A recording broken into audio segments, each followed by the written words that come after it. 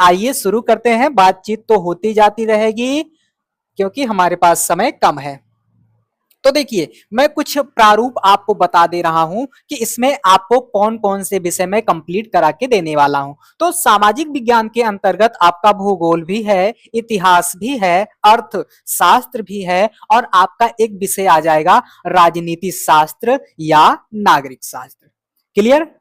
यही 4 विषय हैं। और जब मैं इन चारों विषयों को पढ़ाऊंगा तब मैं आपको 3 भागों में इन विषयों को बांटकर पढ़ाऊंगा। जैसे सबसे पहले मैं आपको इन सभी विषयों की थ्योरी पढ़ाऊंगा और फिर उसके बाद मैं आपको जो भी महत्वपूर्ण, जो भी बहुत बार पूछे गए क्वेश्चन हैं उनको हल कराऊंगा बहुविकल्पीय टाइप के। फिर उसके बाद जितने भी चैप्टर हैं उन सभी चैप्टरों से एक चैप्टर से एक क्वेश्चन दीर्घ उत्तरीय आपको करा दूंगा या 2 क्वेश्चन करा दूंगा। और यकीन मानना साथियों, उन्हीं 1 या 2 क्वेश्चन जो मैं कराया रहूंगा वही आपके 7 सेट में छपके आने वाले हैं। ये मैं पूरे दावे के साथ आपसे कह सकता हूं, चाहो तो मेरे से लिखित भी ले लो। 7 के 7 सेट में वही क्वेश्चन छपके आने वाले हैं जो मैं हर अध्याय से एक एक कराऊंगा। तो आपको अब समझ में आ गया होगा कि यह चर्चा आपके लिए कितनी महत्वपूर्ण है ना? और मेरे सभी पुराने जो भी विद्यार्थी हैं उनसे पूछिएगा, वो आपको बताएंगे कि इस संस्थान के द्वारा जो भी बताया जाता है, जितना भी बताया जाता है, जितना भी पढ़ाया जाता है, वो जस का तस पेपर में छप के चला आता है। वही जो है सेम सेम छप के चला आता है। ये मेरे पुराने विद्यार्थियों से आप पूछ भी सकते हो। और ना विश्वास हो, इसी चैनल पर आपको जो है तमाम ऐसी वीडियो मिल जाएंगी, या मेरे वीडियो के कई सारे क्लिप जो है काट काट के लोग भी चलाते हैं, वहां भी आप देखिएगा तो वहां आपको पूरा प्रूफ के साथ सारा कुछ मिल जाएगा, है ना? तो जो भी पढ़ाया जाएगा भैया उसके बाहर का कुछ भी आने वाला नहीं है। और यह पूरी की पूरी चर्चा रिवीजन वाली होनी है। तो भैया आप क्या करना, इसका नोट्स क्या करोगे? नोट्स नहीं बनाना है। नोट्स क्या करोगे? नहीं बनाना है। केवल और केवल आपको सुनना है। केवल क्या करना है? सुनना है और अपने दिमाग में सारी चीजों को फीड करना है। क्या करोगे? सुनोगे और अपने दिमाग में सारी चीजों को भर डालोगे और जब आपका परीक्षा होगा, जब आपका पेपर होगा, जाना तबाही मचा के चले आना। क्या करना? जाना और तबाही मचा के चले आना और इतनी शानदार तरीके से लिखना कि बगल वाला जो बैठा विद्यार्थी होगा वो चौंक जाए, वो घबरा जाए कि इसने कहां से पढ़ाई कर ली भाई, कितना लिख रहा है, क्या लिख रहा है। स्पीड जो है देखकर वो घबरा जाए, इस तरह होना चाहिए। तो आइए सबसे पहले हम शुरुआत करेंगे अर्थशास्त्र से। और इसमें आपको 5 चैप्टर देखने को मिलेंगे। पहले चैप्टर का नाम हो जाएगा विकास, दूसरे का नाम हो जाएगा भारतीय अर्थव्यवस्था के क्षेत्रक, तीसरे अध्याय में आपको मुद्रा और साख से जुड़ी बहुत सारी बातें बताऊंगा, चौथे अध्याय में आपको वैश्वीकरण के बारे में पढ़ाऊंगा और 5वें अध्याय में मैं आपको उपभोक्ता अधिकार के बारे में बताने वाला हूं। क्या मेरी इतनी बात आपको समझ में आ गई और आपको पता चल गया कि आप कितने अध्याय को पढ़ने वाले हैं? और यहां से मैं अपनी स्पीड को और भी तेज करूंगा क्योंकि जो थ्योरी मैं आपको बताने वाला हूं वह आप पहले भी पढ़ चुके हैं। क्या कर चुके हैं? पहले भी पढ़ चुके हैं और ये मैं केवल रिवाइज करा रहा हूं। तो इतना आपको समझ में आ गया। नोट्स बिल्कुल भी मत बनाना। देखो यहां लिखा गया है विकास के बारे में, पहला अध्याय आपका यहां शुरू हो रहा है। क्या हो रहा है? पहला अध्याय शुरू हो रहा है। यहां जो कुछ भी लिखा गया है उससे अभी जो है आप नाता तोड़ दीजिए। आइए सबसे पहले मैं समझाता हूं। क्या करता हूं? पहले मैं आपको समझाता हूं। देखिए, जब मैं ऑफलाइन पढ़ाता हूं तो वहां मैं बच्चों को बोल बोल के सारा चीज छपा देता हूं। क्या करता हूं? बोल बोल के सारा चीज छपवा देता हूं। क्योंकि ऑफलाइन में क्या होता है कि अगर आपको कोई चीज समझाया गया तो वैसे भी आप सभी रिवाइज तो करते नहीं है और 5-6 दिन बाद ऑटोमेटिक व्यवस्था है भूलने की, तो भूल जाते हो। और जब मैं छपा देता हूं, बड़ा बड़ा अच्छा अच्छा नोट्स बनवा देता हूं, सारी चीजों को हाईलाइट करवा देता हूं, इंपॉर्टेंट वगैरह सब कुछ बता देता हूं, तो बाद में जब आप अपनी कॉपी को देखोगे तो मजा आ जाएगा। तो इसीलिए मैं वहां क्या करता हूं, समझाता तो हूं लेकिन मैं पूरा बढ़िया से बाकायदा नोट्स भी बनवा देता हूं। लेकिन यहाँ मैं समझाता हूं। क्यों समझाता हूं? क्योंकि सारा चीज लिखा लिखाया दे रहा हूं और मैं सारी चीजों को समझा दूंगा। तो देखो पहला हेडिंग है यहाँ विकास। पहले चैप्टर का ही नाम विकास है, तो विकास के बारे में जान लेना जरूरी है। अगर मान लीजिए कोई आपसे पूछ ले कि बताओ भैया विकास क्या है, तो क्या कहोगे? विकास मेरे बुआ का लड़का है, फूफा का लड़का है, कॉलेज में पढ़ता है, हमारा दोस्त है, क्या कहोगे? ऐसा तो नहीं कहोगे ना। कहोगे कि विकास क्या है? एक प्रक्रिया है। विकास क्या है भैया? एक प्रक्रिया है। विकास एक प्रक्रिया है। इतनी बात समझ में आ गई।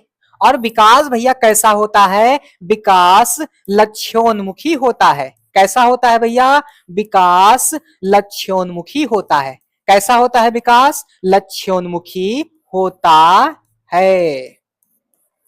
और भैया और विकास के बारे में क्या कहोगे? कहोगे कि विकास लक्ष्योन्मुखी तो होता है, लेकिन विकास कोई अंतिम लक्ष्य नहीं है। विकास कोई अंतिम लक्ष्य अंतिम लक्ष्य नहीं है। नहीं है। क्या मेरी इतनी बात आपको समझ में आई? नहीं आई? एक बार फिर से सुनो। अगर आपसे कोई पूछे कि विकास क्या है, तो आपको कहना है कि विकास एक प्रक्रिया है, विकास एक प्रोसेस है। इतनी बात समझ में आई? फिर उसके बाद आप कहना कि विकास लक्ष्योन्मुखी होता है। अब लक्ष्योन्मुखी कैसे होता है? जैसे मान लीजिए विकास क्या करता है? विकास इच्छाओं को पैदा करता है, विकास आकांक्षाओं को पैदा करता है, और हम नए नए लक्ष्य टारगेट करके क्या करते हैं? विकास करते हैं। जैसे मान लीजिए कोई सरकार आ गई 5 साल के लिए चुनकर, तो क्या करती है? एक प्रारूप तैयार करती है कि भैया इतने साल में हमें ये करना है, ये करना है, इस क्षेत्र में ये करना है। तो क्या करती है? विकास के लक्ष्य तय करती है।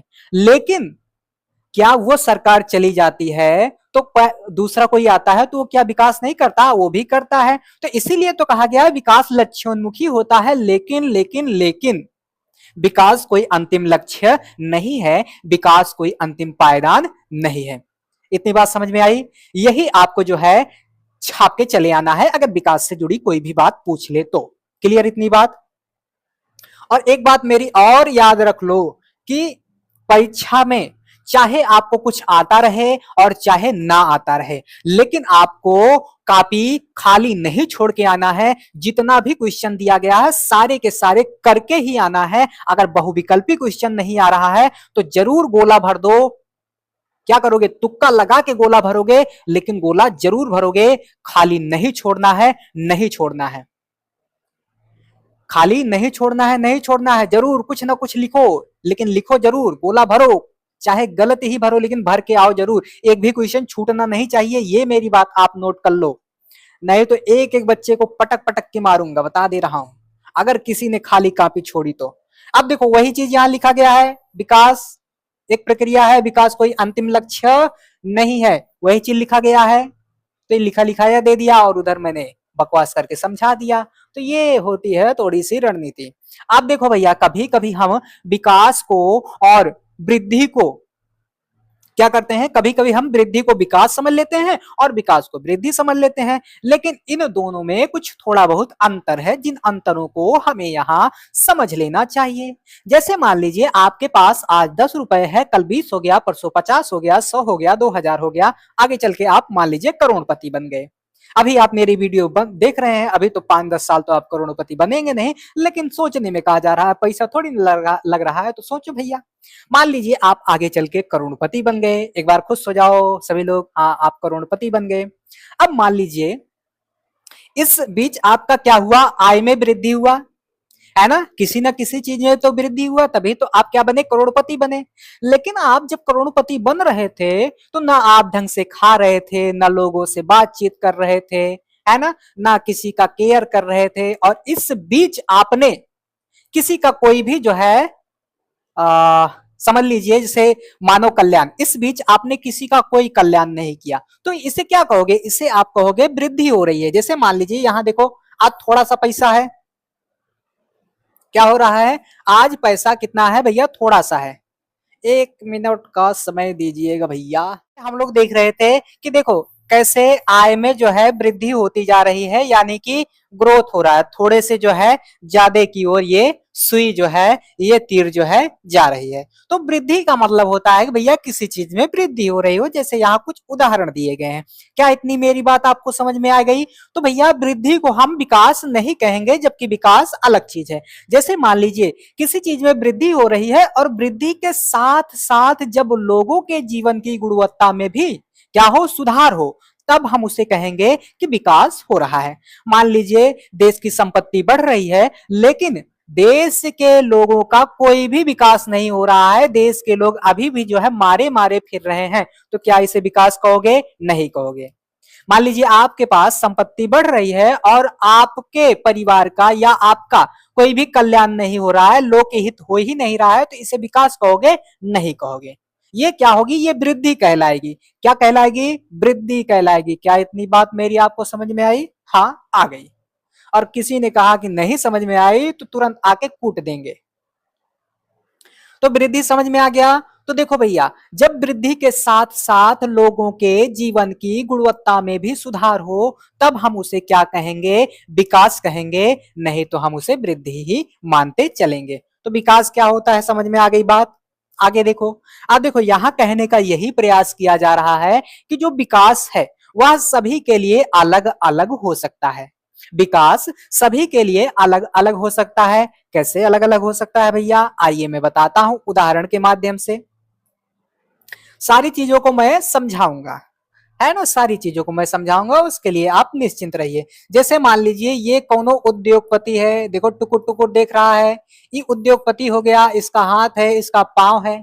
अब ये क्या करेगा? इसके दिमाग में जो है क्या करेगा? खुरापात चलेगा कि भाई बिजली चाहिए, ढेर सारा उद्योग चाहिए, और इसके लिए चाहिए खूब सारा जगह जमीन, खूब सारा फैक्ट्री। तो ये क्या करेगा? बहुत सारा फैक्ट्री के बारे में सोच रहा है कि भैया खूब बिजली चाहिए, खूब फैक्ट्री चाहिए। अब फैक्ट्री जहां लगाएगा, मान लीजिए कोनो ही गांव हो गया, है ना, गांव हो गया, गांव में बहुत सारा पेड़ पौधा है ना, और ये देखो ये है मंगरू, है ना, ये है मंगरू, ये कोई और है मंगरू के दोस्त हो गए, और ये हो गए झंगरू, है ना, बहुत सारा झगड़ा करते हैं। अब देखो ये इस क्षेत्र में क्या करेगा? मान लीजिए बिजली बनाना है तो डैम बनाएगा, मान लीजिए उद्योग लगाना है तो क्या करेगा? है ना, फैक्ट्री वगैरह जाके लगा लेगा। तो इनकी जगह जमीनें, ये जहां से जिस नदी से पानी वगैरह उठाते हैं, वो सब क्या हो जाएंगी? कुछ तो प्रदूषित हो जाएंगी, और जब डैम बनेगा तो बाढ़ जैसी स्थितियां आ जाएंगी। तो ऐसे में क्या करेगा? इसका तो विकास हो रहा है, इसका तो भला हो रहा है, लेकिन ये लोग जो है बाढ़ की वजह से प्रभावित होंगे, है ना, आसपास जो गंदगी होगी उससे प्रभावित होंगे। तो एक एक आदमी के लिए जो विकास है वह दूसरे आदमी के लिए विकास ना होकर विनाश हो जाएगा। तो इसके लिए क्या है? विनाश है, विकास है, और इसके लिए क्या हो जाएगा? विनाश हो जाएगा। और जैसे आप लोग हैं, आप लोग विद्यार्थी हैं, आप लोग सोच रहे हैं कि भैया हम पहले 10वीं पढ़ेंगे, फिर 12वीं करेंगे, फिर उसके बाद बीए करेंगे, फिर उसके बाद बीए के बाद कोनो कोर्स करेंगे, है ना, मास्टरी वाला, उसके बाद जो है हम कतो मास्टर बन जाएंगे, कतहु पुलिस बन जाएंगे, है ना। तो अभी आप क्या चाह रहे हैं कि भैया ऐसा ऐसा हो जाए, और फिर उसके बाद हमको एक ठो नौकरी मिल जाए, एक ठो सुंदर सी लड़की मिल जाए, और उससे हमारा ब्याह हो जाए, और फिर उसके बाद क्या होगा? हमारा विकास हो जाएगा। तो आपका विकास के बारे में ये राय है। और वहीं अगर कोनो मजदूर हुआ, ई कोनो मजदूर आदमी है, ई जो है सोच रहा है, का सोच रहा है? सोच रहा है कि भैया एक ठो खेत मिल जाता, अच्छा से खाद पानी मिल जाता, और समय समय पे जो है बारिश हो जाता, नहर का पानी मिल जाता, तो हम क्या करते? अपना खेती जो है करते, फसल उगाते, और जो है अपना भरण पोषण करते। तो एक किसान के लिए ये विकास हो जाएगा। तो विकास के मायने जो है, विकास के लक्ष्य जो है, विकास के मतलब जो है, अलग अलग लोगों के लिए, अलग अलग देशों के लिए अलग अलग हो सकते हैं। क्या मेरी इतनी बात आपको समझ में आई? जैसे मान लीजिए अपना देश है भारत, और इसको अब क्या चाहिए? इसने जो है, पहले आप देखोगे, चलो छोड़ो, जाने दो, ये आपकी चर्चा से बाहर हो जाएगा, आपको ज्यादा नहीं पढ़ाऊंगा। जैसे देखिए अपने जो ये अड़ोसी पड़ोसी देश हैं, इनको क्या चाहिए? पाकिस्तान को देखिए, इसके पास खाने को आटा नहीं है, तो ये चाहता है भैया हमको आटा वगैरह मिल जाए, तो आटे में अपना विकास ढूंढ रहा है। और हम लोग जो है संपन्न हैं, हम लोग जो है और देश का जो है पालन पोषण कर सकते हैं, औरों देशों को जो है क्या कर सकते हैं, खाना खिला सकते हैं। इतना हमारे पास क्या है, मौजूद है सारा संसाधन, सारी खेती, गेहूं, चावल वगैरह वगैरह, हमारे पास सारा कुछ मौजूद है। अब हमें क्या चाहिए कि हमारे जितने भी युवा हैं, जितने भी यूथ हैं, उनको क्या चाहिए, रोजगार वगैरह दे दिया जाए, खूब बड़े बड़े सारे सारे क्या कर दिया जाए, एक्सप्रेस वे वगैरह बनवा दिया जाए, तो ये हमारे लिए विकास हो जाएगा। तो यही सारी बातें यहाँ लिखी गई होंगी, देख लीजिएगा एक बार। आगे निष्कर्ष में दो बातें निकल के आती हैं कि विकास जो है, विकास के लक्ष्य भिन्न भिन्न हो सकते हैं, और किसी एक आदमी के लिए जो विकास है वही दूसरे के लिए विनाश हो जाएगा। तो ये निष्कर्ष है, आप देख लीजिएगा। फिर औसत आय, औसत आय कैसे निकाला जाता है, आइए निकाल के दिखाता हूं। देश की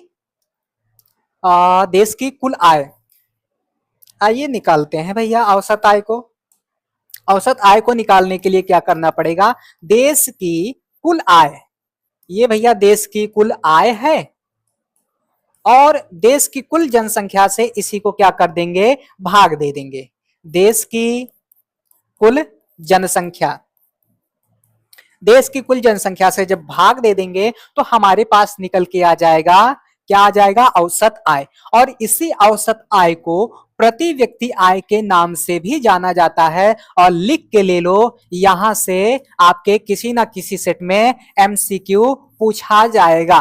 क्या पूछा जाएगा, किसी ना किसी सेट में आपसे एमसीक्यू पूछा जाएगा, और आपसे कहा जाएगा कि औसत आय को और किस नाम से जानते हैं, औसत आय कैसे निकाला जाता है। तो इस तरह से आपसे क्वेश्चन पूछा जा सकता है।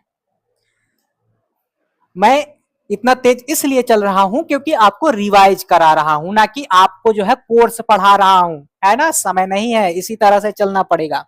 अब देखो, विश्व बैंक की विश्व विकास रिपोर्ट के अनुसार वर्ष 2017 में प्रति व्यक्ति आय $12,056 प्रति वर्ष या उससे अधिक है, उसे विकसित देश, और वे देश जिनकी प्रति व्यक्ति आय 995 प्रति वर्ष या उससे कम है, उसे निम्न आय वाला देश माना जाएगा। भारत मध्य आय वाले देशों के श्रेणी में आता है। तो यहां से जो है आपसे क्वेश्चन पूछा जा सकता है कि भारत जो है किसके अंतर्गत आता है ना। अभी जब मैं क्वेश्चन छोटा वाला कराऊंगा बहुविकल्पी, तो वहां सारी चीजों को बताऊंगा।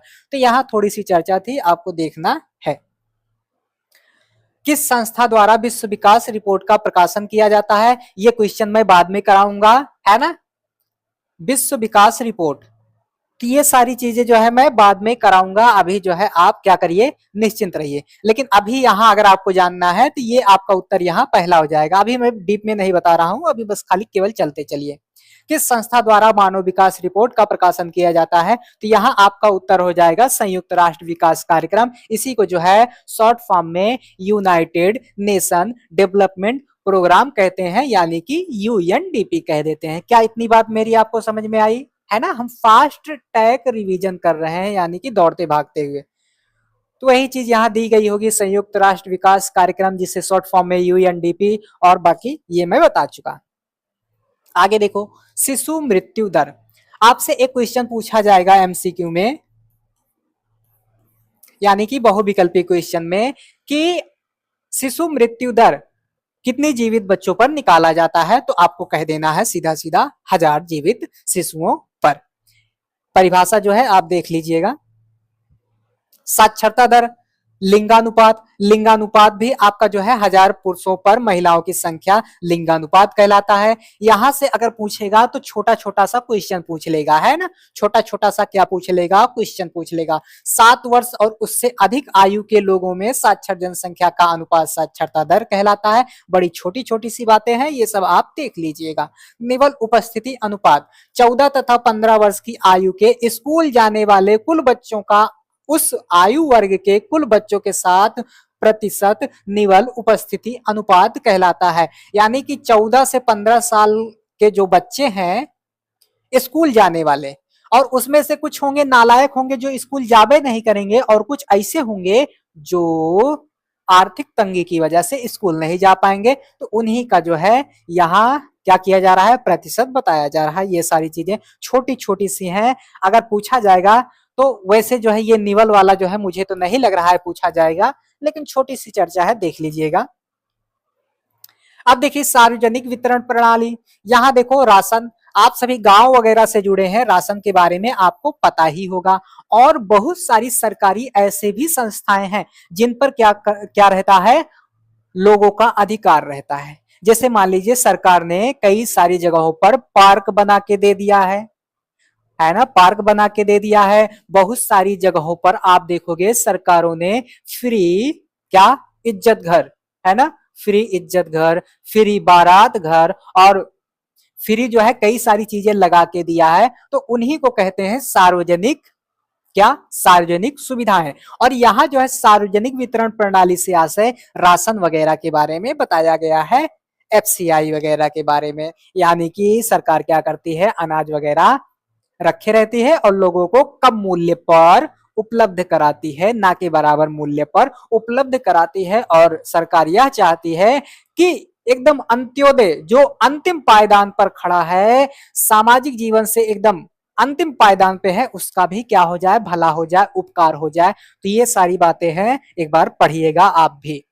अब देखिए विकास की धारणीयता, इसको जो भी लिखा है आप एक बार पढ़िए। देखिए विकास की धारणीयता से यहाँ आशय है सतत विकास से। किससे आशय है, सतत विकास से।